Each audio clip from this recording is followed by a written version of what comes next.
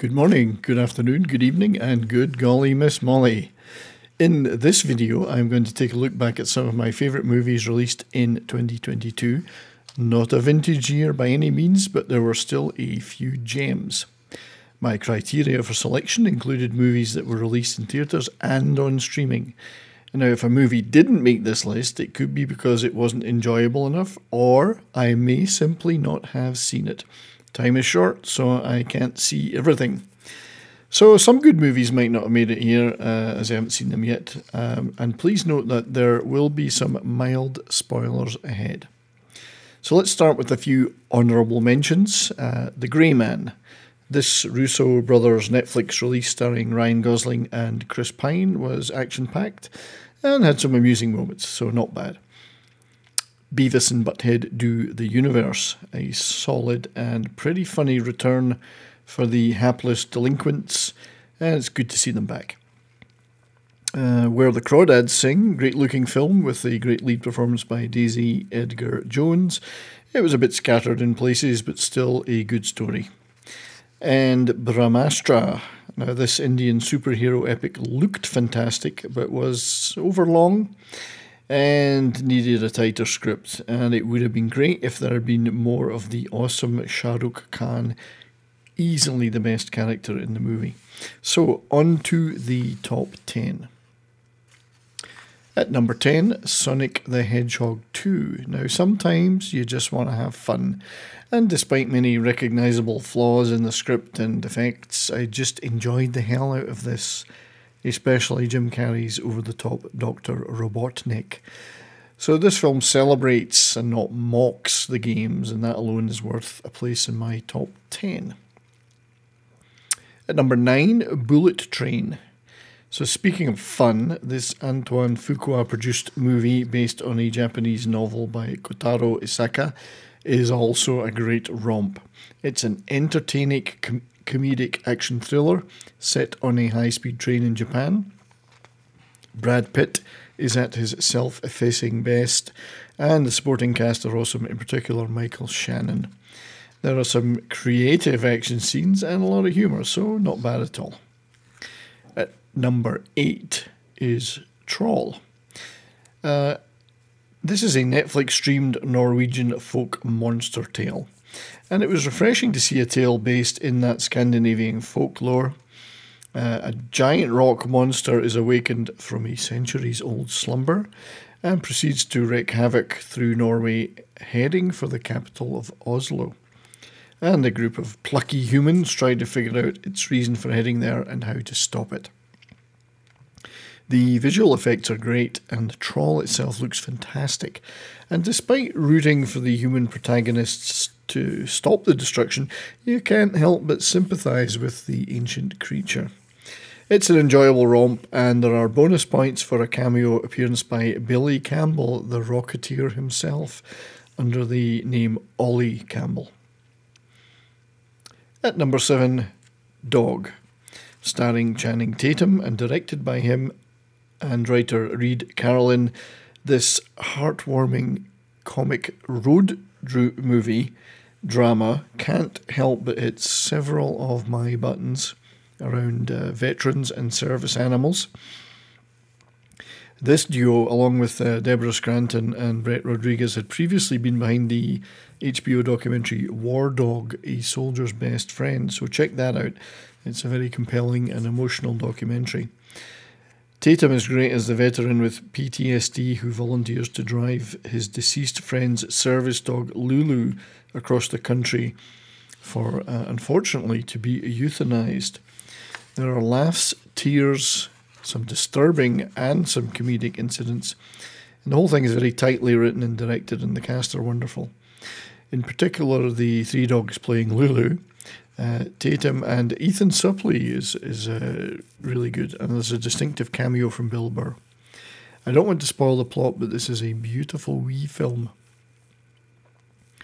At number 6 is the first Korean entry on the list, but not the last. This is a film called Emergency Declaration, and now I'm a big fan of Korean movies and TV, and this exciting action disaster movie was a thrill ride indeed. Starring one of my favourite actors, Lee Byung-hun. The story involves a bioterrorist who targets an international airliner in flight. Lee Byung-hun is a former pilot. His character is a former pilot with PTSD who is a passenger on the plane and becomes deeply involved in the fight to survive on board. Coupled with this, there's a dogged team of detectives on the ground, led by Song Kang-ho, trying to find out the who and why behind this attack. Now, these two actors appeared together in The Good, the Bad and the Weird, and it's nice to see them reunited on screen. So the increasingly ill and desperate people on the plane have further problems as no one will allow them to land. So without giving anything else away, it's a wild ride. Getting us into the top 5 now is the Netflix-produced German-language First World War epic All Quiet on the Western Front. The best-known star in the movie is Daniel Brühl, who plays the German armistice negotiator Matthias Erzberger, but the rest of the cast, and many of them young actors, are excellent.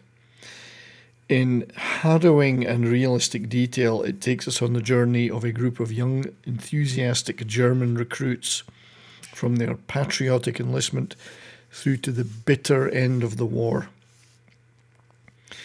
The movie and the story is as powerful and emotive an anti-war statement as it ever was in any version.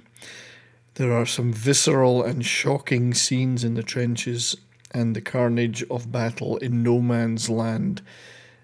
So it's certainly a movie that had a huge impact on me. Hard to say such a movie's enjoyable, but it's certainly a brilliant movie and extremely effective.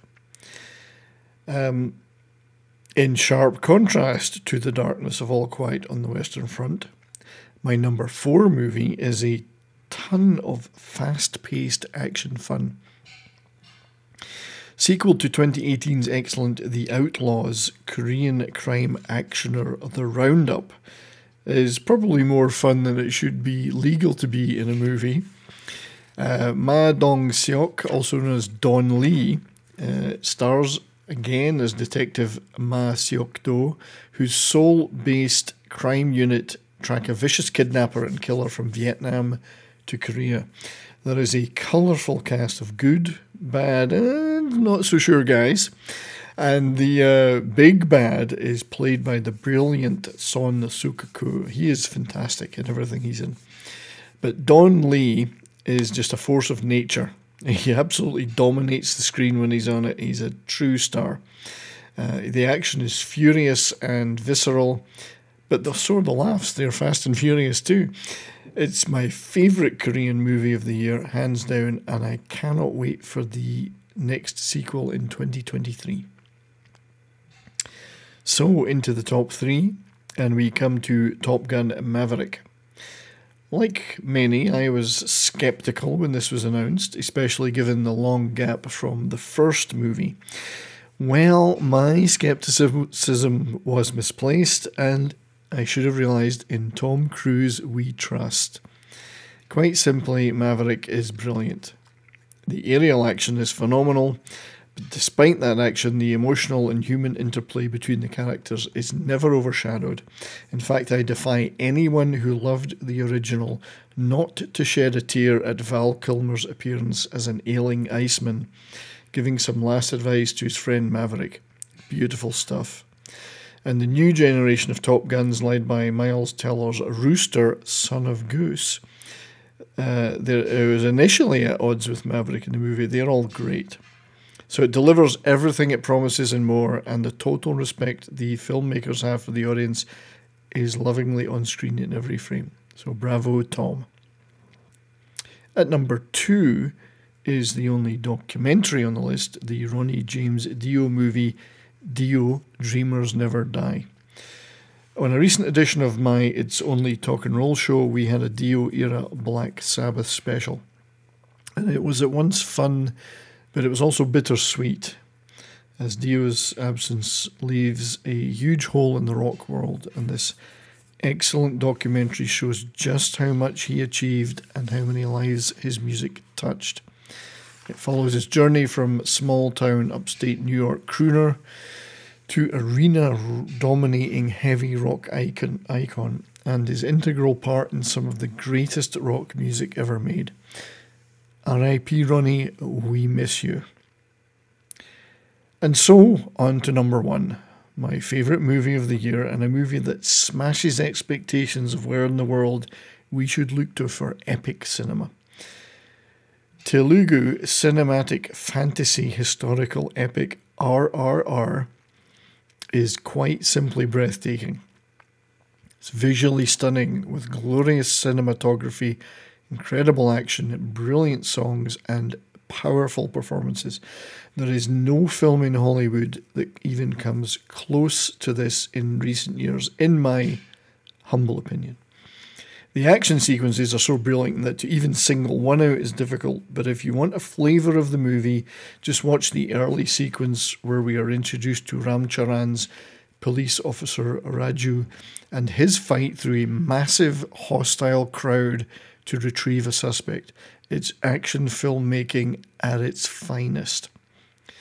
The relationship between the two male leads, Beam, played by N.T. Rama Rao Jr., or NTR for short, and Charan's Raju, is excellently developed. They are friends who should be enemies, who should be friends.